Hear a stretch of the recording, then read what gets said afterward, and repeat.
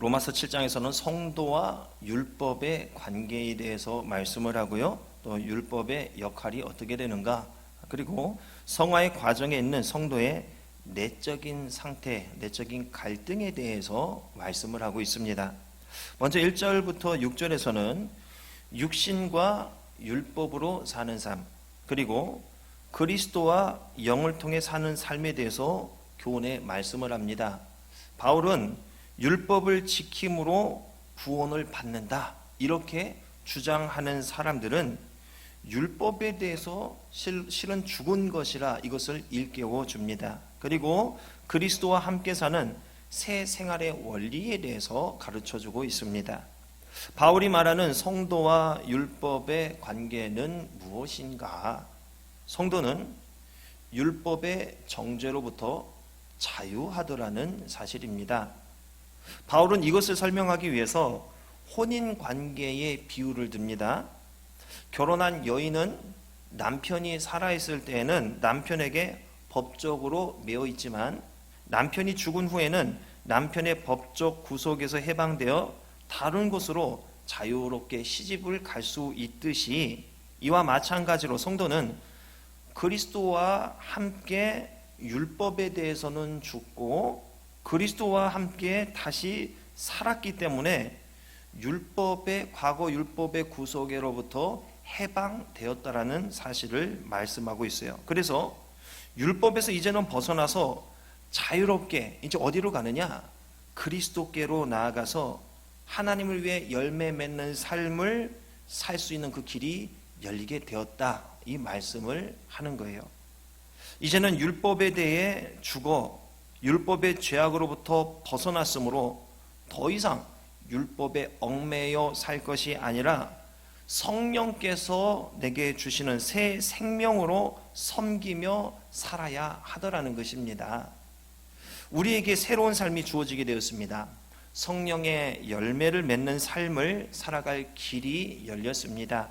그런데 우리는 우리 스스로의 힘과 의지만으로 하나님을 섬기고 그 계명을 지키려는 유혹에 빠져들게 되어 하나님을 섬기고 거룩하게 살아가는 것이 내 힘으로, 내 의지로 될 것이라는 생각을 하기 시작하는 거예요.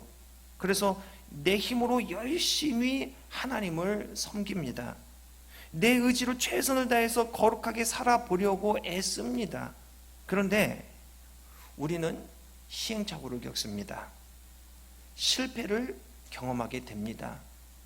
그렇게 노력하고 애쓰고 내 힘으로 하려고 이렇게 애썼는데 성공하지 않아요. 실패를 맛봐요. 그때 우리는 깨닫게 됩니다. 하나님을 섬기는 것도 거룩하게 사는 것도 내 의지와 내 노력으로 이룰 수 없더라는 이 사실, 이것을 깨닫지요. 결국 어떻게 됩니까? 그 다음에 이거 해결해야 되잖아요. 안 되는 거 해결해야 되잖아요. 어떻게 해결합니까? 결국엔 그리스도의 은혜를 내가 힘입어야지만 정상적인 그리스도인의 삶을 살게 된다는 사실을 깨닫게 됩니다. 거룩하게 하나님의 뜻대로 사는 것조차 내 힘과 의지로 안 되고 예수 그리스도를 의지할 때 가능하게 되더라는 사실이죠. 우리 이게 한계가 있어요. 연약합니다. 오늘 전체의 말씀을 나아가는 이 핵심 포인트가 우리의 연약함입니다. 이거 어떻게 할까? 해결되지 않는 이 연약함, 고민이 되네. 이것을 고민하고 있어요. 내 힘으로 하나님을 섬기고 내 힘으로 거룩하게 살 수 있다고 생각했던 것이 교만이라는 것을 깨닫게 되고, 거기서부터 우리는 신앙을 배우게 돼요. 거기서부터 우리는 겸손함을 배우게 되더라는 사실이에요. 제가 부목사 때는요, 담임 목사님들이 하는 행동에 대해서 어떤 처우에 대해서 이해하지 못할 때가 있었어요. 왜 저렇게 할까? 또 교만하게 왜 저것밖에 안 되는 걸까? 이런 생각을 했어요. 그러면서 답답해하고 내 맘 같지 않은 모습에 스트레스를 받고는 했습니다. 내가 저 자리에 있었더라면 저것보다는 더 나을 텐데, 이런 생각을 했어요. 그런데 담임이 돼 보니까요, 아무것도 하지 않고 그 자리만 지키는 것도 참 대단한 사람이다, 이런 생각이 들게 되더라고요. 그러니까 위임식 한번 하는데도 뭐 연기하고 이런저런 우여곡절이 있고 태풍 불 뭐 이랬잖아요. 그때 시찰례 모임에 갔을 때에 위임 목사님들이 참 대단해 보이기 시작하더라고요. 평소에 그냥 되는 줄 알았어요. 그냥 되는 게 하나도 없더라고요. 의지로는 뭐든 할 수 있어요. 그런데 막상 내가 그 일 앞에 서게 되면은요, 내가 한없이 작아지게 되는 거예요. 예상치 못한 변수와 일들로 인해서 여기서 뻥뻥뻥 터지는데 감당이 안 되는 거죠. 결국 우리가 깨닫게 되는 것은 무엇입니까? 나는 아무것도 아닙니다 라는 사실입니다. 주님을 의지하지 않고서는요, 아무리 사소하고 작은 일이라 할지라도 나는 감당할 수가 없다는 것을 깨닫게 됩니다. 이 찬양이 있죠. 나는 아무것도 아닙니다. 이 찬양. 잠깐 우리 고백하면서 넘어가 볼까요? 파워포인트 바로 있습니다. 띄워주세요. 나는 아무것도 아닙니다. 주님의 사랑이 없으면 나는 아무것도 모릅니다. 주님의 지혜가 없으면 나는 아무것도 못합니다. 주님의 능력이 없으면 나는 한순간도 못 삽니다. 주님의 생명이 없으면 이제 내가 사는 것 아니요, 그리스도 내 안에 사시니 오직 그의 생명이 나의 생명, 나의 모든 날들도 주의 것. 나는 오직 한 분 바랍니다. 나의 아버지, 나의 구원, 나의 주. 그렇죠. 이 찬양을 고백하지 않을 수가 없는 거예요. 볼 때는 만만해 보이지만 어때요? 해보니까 만만하던가요? 만만한 게 하나도 없습니다. 하나님은 우리의 연약함을 통해서 하나님을 찾게 하십니다. 그러므로 우리가 적당히 연약하고요, 적당히 부족해 보이는 것도 이게 하나님의 은혜더라고요. 너무 완벽하면 하나님을 찾지 않는 인생이 되잖아요. 뭔가 부족하고 힘이 딸려야 하나님을 찾고 구하고 부르짖고 의지하게 되잖아요. 그러므로 우리의 연약함이 단점이요, 답답함이요, 한계가 아니라 뭐예요? 하나님께 더 나아가도록 하는 통로가 되더라는 것입니다. 연약함이 이렇게 우리 인생을 이렇게 재촉하는 거예요. 야, 하나님께 나아가라. 너 안 되잖아. 너 저번에 힘들고 실패한 거 알잖아. 이번에 또 그래야 되겠어? 하나님께 나아가라. 계속 나를 재촉하는 거예요. 내 연약함이요. 여러분, 부족할수록 우리는 역설적으로 생각해야 됩니다. 하나님께서 내 힘으로 살 것이 아니라 더 하나님을 찾고 구하고 의지하라고 하시는구나. 이렇게 생각하시면 반드시 틀린 생각이 아닐 것입니다. 우리 찬양 하나만 더 고백해 볼까요? 아까 마지막으로 고백했던 찬양 있죠? 날이 저물어 갈 때 찬양 한번 고백하겠습니다.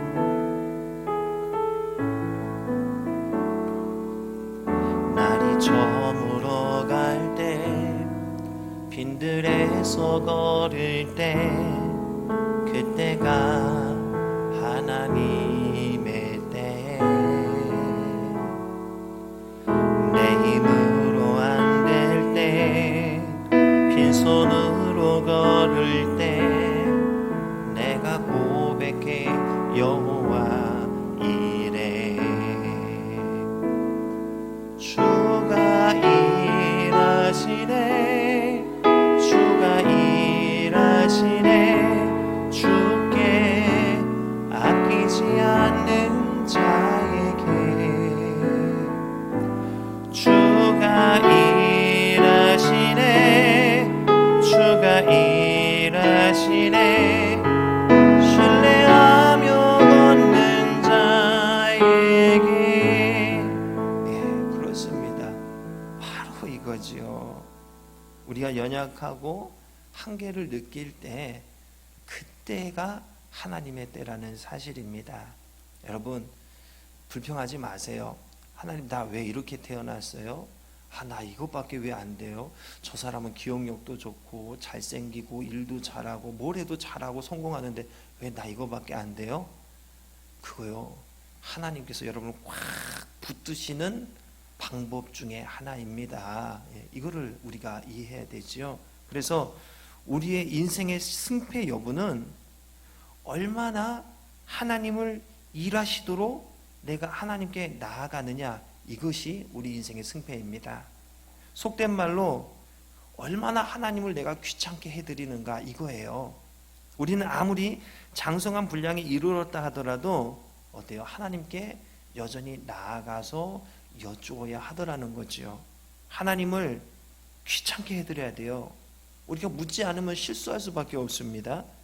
예전에 직장 생활할 때요, 일을 잘 모르니까 상사에게 물어봅니다. 그것도 근데 한두 번이죠. 이게 잘 기억이 안 돼요. 써서 해도 또 실수하는 거예요. 자꾸 물어보면 뭐라고요? 나중에 야, 그 몇 번째인데 그것도 모르냐고 이렇게 핀잔을 주잖아요. 그러면 어때요? 의기소침해져 가지고 아는 내 상식 안, 내 능력 안에서 그걸 어떻게든 해결해 보려고 내 스스로 그거 붙들고 계속 버티고 이렇게 하잖아요. 그런데 결과물이 좋지 않아요. 그러면 또 뭐라고 합니까? 왜 안 물어봤냐고. 모르면 물어봐야지. 왜 네 마음대로 생각하고 결정하고 일을 처리했냐고 또 이런 소리를 듣습니다. 그런데 우리 하나님은요, 얼마나 감사한지 몰라요. 귀찮게 자꾸 다가가서 물어보고 계속 이렇게 해도요, 어때요? 귀찮아 하시지 않습니다. 오히려 하나님께 더 나아가고 귀찮게 해드리는데 그것을 더 좋아하시더라는 거예요. 내가 할 수 있다고 생각하는 그 순간 실패가 시작되는 것입니다. 우리는 하나님 앞에서 한없이 어린 아이와 같이 돼야 돼요. 능력 없는 자가 되어야 돼요. 하나님이 아니면은 저 할 수 없어요. 하나님이 필요해요. 하나님만 의지하랍니다. 하나님이 내 인생의 최고입니다. 자꾸 이런 모습으로 하나님께 나아가서 계속 말을 걸고 계속 물어보고 나아갈 길이 어디냐고 이렇게 계속 보채고 이래야 되죠. 바울의 교훈은요, 당시 로마 교회 성도에게만 해당하는 교훈이 아닙니다. 오늘도 그리스도의 은혜 없이 스스로 의롭게 되려는 모든 이들에게 해당하는 말씀입니다.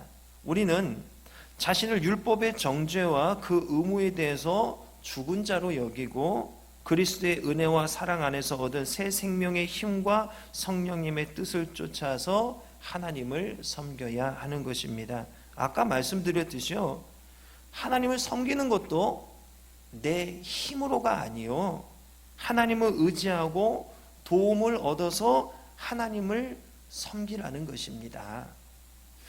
다음으로 7절로 13절에서는요, 성화의 과정에 있는 성도에게 있어서 율법의 역할에 대해서 말씀을 합니다. 지금까지 바울의 교훈이 무엇이냐?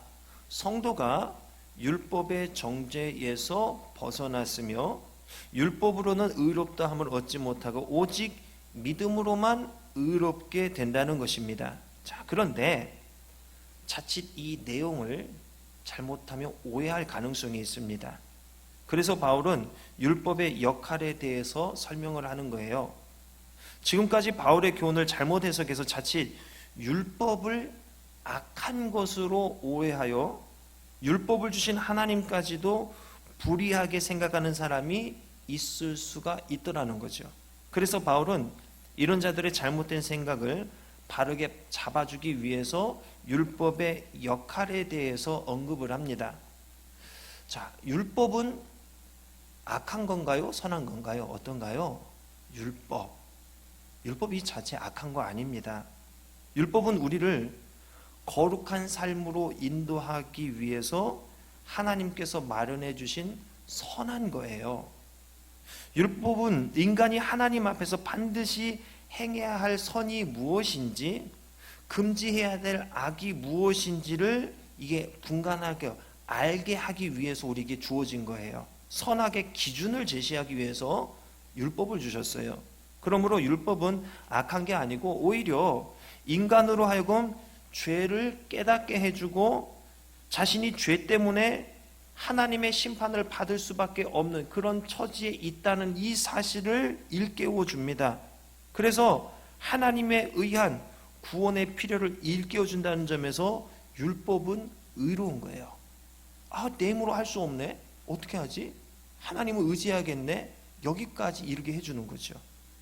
만약 율법이 없었더라면 우리는 죄를 죄로서 알지 못해요. 선악의 구분이 없는 거예요.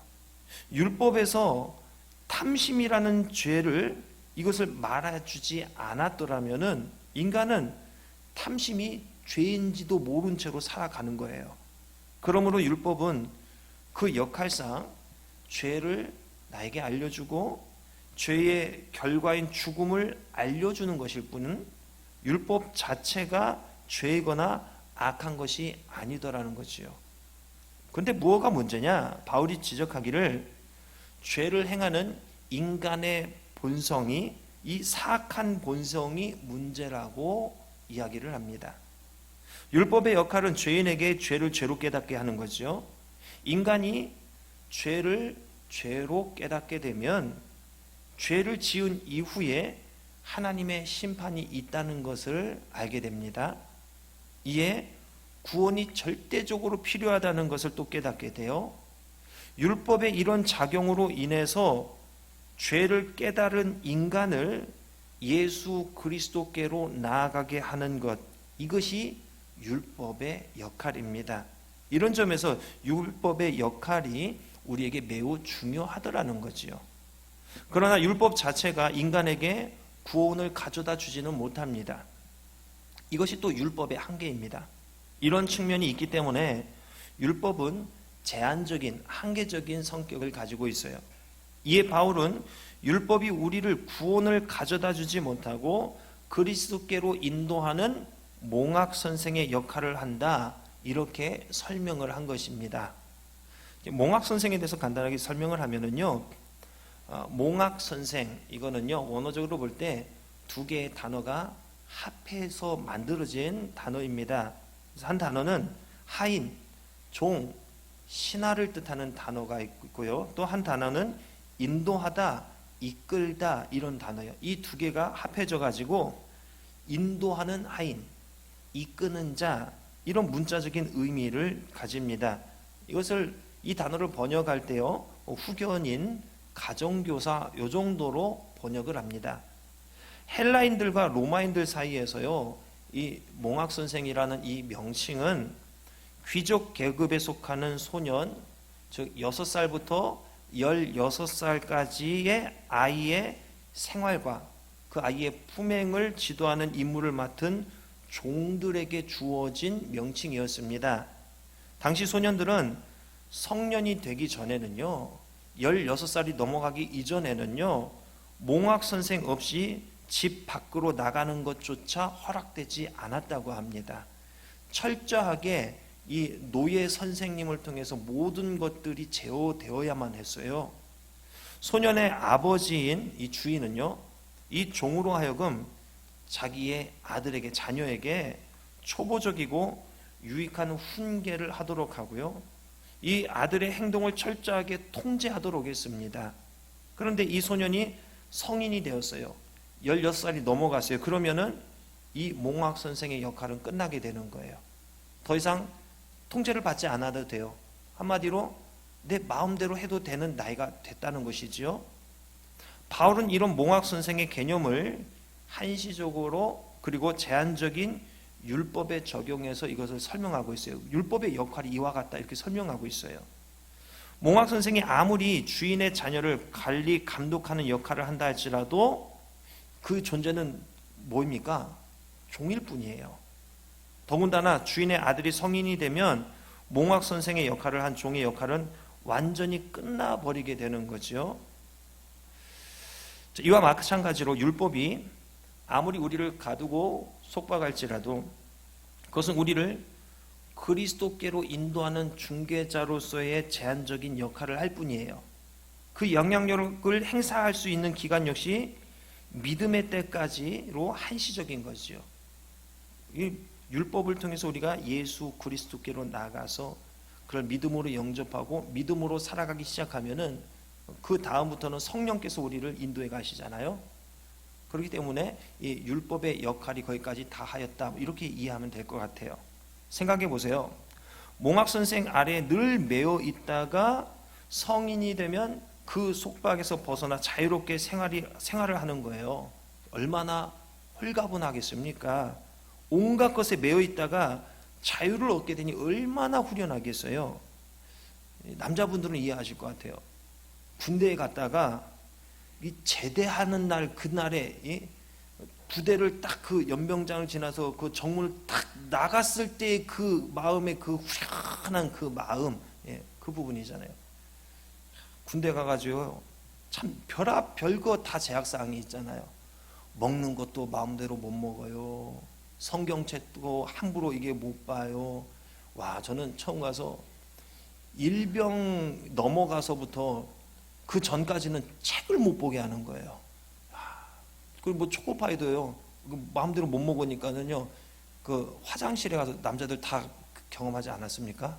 화장실에 가서 초코파이를 그 부시락거리는 소리 몰래 조금씩 해가지고 먹는데, 아유, 지금 같으면 야 무슨 화장실 음식 들고 가는 것 자체도 불교에서 안 그러잖아요. 근데 그게 엄청 꿀맛인 거예요.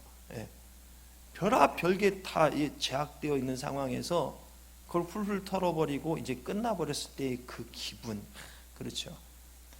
이제 믿음이 왔고 더 이상 몽학 선생과 같은 율법의 굴레에 갇혀 있을 필요가 없게 된 거예요.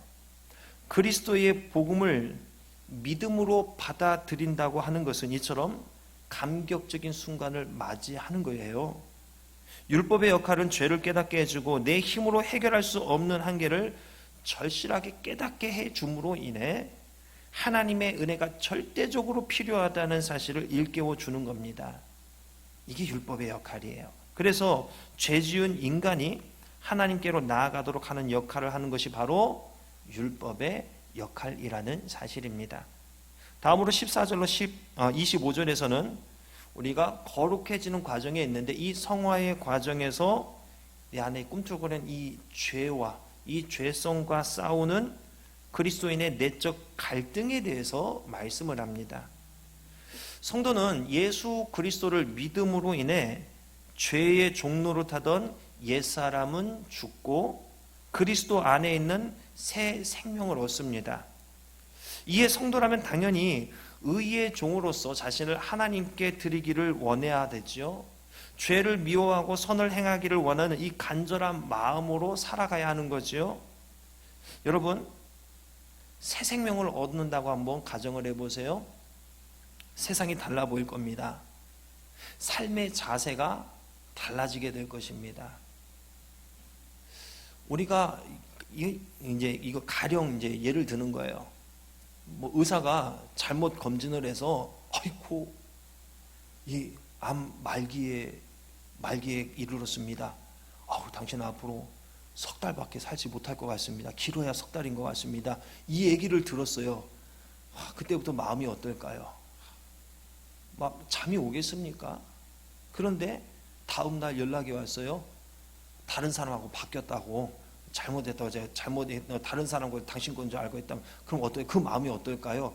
야, 날아갈 듯하지요. 그 전날에는 어떨까? 하나님, 내 생명을 15년만 더 연장해 주신다면 내가 주를 위해서 이것도 하고 저것도 하고 막 별의별 생각할 거 아니에요. 그런데 다시 살아나게 됐어요. 와, 이전과 똑같은 삶은 아닐 것입니다. 그러나 성화의 과정에 있는 성도는 자기의 원대로 선을 행한다, 이것조차도 쉽지 않아요. 선을 행하는 것조차 내 마음대로 안 되더라니까요. 성도는 선을 행하기 원하는 자신의 뜻과 다르게 원치 않는 악을 행하는 자신의 모습을 문득문득 발견하게 됩니다. 마음으로는 거룩하게 살기 원하지만 실제 삶에서 이게 쉽지 않은 거죠. 이에 좌절하고 낙심하게 됩니다. 이에 24절 같이 오호라 나는 공고한 사람이로다, 누가 이 사망의 몸에서 나를 건져내랴, 이렇게 탄식할 수밖에 없는 거죠. 그런데 이러한 모습은요, 성화의 과정에 있는 성도라면 누구에게나 다 있는 모습이에요. 여기에 성도의 고민과 갈등이 시작되고 묻어나는 것입니다. 분명 거듭난 새로운 피조물인데 여전히 옛날과 똑같은 악을 행하고 있는 나의 모습을 발견하는 거예요. 말씀으로는, 또 성경 공부나 어떤 이런 이론적으로 보면 나는 새로운 사람이 되었다, 새로운 피조물이라 보라 새 것이 되었다 이랬는데 뒤돌아보면 살아가는 모습 보면 예전에 있는 그 안 좋은 습성 그대로 여전히 나타내고 있는 거예요. 고민이 안 될 수 없죠. 그런데 이런 모습이 당연하더라는 거예요. 왜냐하면 성도는 비록 영적으로는 이 속사람이 거듭났다고는 하지만은 여전히 죄의 오염이 우리 육체 가운데 남아있어요. 그래서 거룩하고 의로운 삶을 살아가지 못하는 존재, 이것을 체험할 수밖에 없더라는 거죠. 성도가 저지르는 죄를 합리화하는 거 아닙니다. 바울이 여기서 성도의 이 내적 갈등에 대해서 언급을 하는데, 이것은 비록 육신의 약함으로 어쩔 수 없이 죄를 범해서 우리가 실패를 경험하게 되지만, 그럼에도 불구하고 이 죄와의 내 안에 이게 끌어오르는 욕정과 욕망과 이 죄성과의 이 투쟁을 통해서 우리가 더욱 성화되어 가야 함을 교훈하기 위해서 이것을 다루고 있는 것이지요. 우린 무너질 수 있어요. 우린 무너져요. 무너지고 거기에서 가만히 있지 말라는 거예요. 무너졌으면 다시 일어서기 위해서 부르짖으라는 것이지요. 이것이 성화되어 가진 성도의 엔진과도 같은 역할을 하는 거지요. 죄 짓고 그대로 가만히 있으면 끝이에요. 성도의 이러한 내적 갈등은 성도 자신으로 하여금 선에 대한 자신의 전적인 무능함을 깨닫게 하고요, 그로 말미암아 내 힘으로 내 노력으로는 의롭다함을 얻을 수 없다는 사실을 분명하게 깨닫게 합니다. 그래서 오직 예수 그리스도만을 바라보게 만드는 거예요.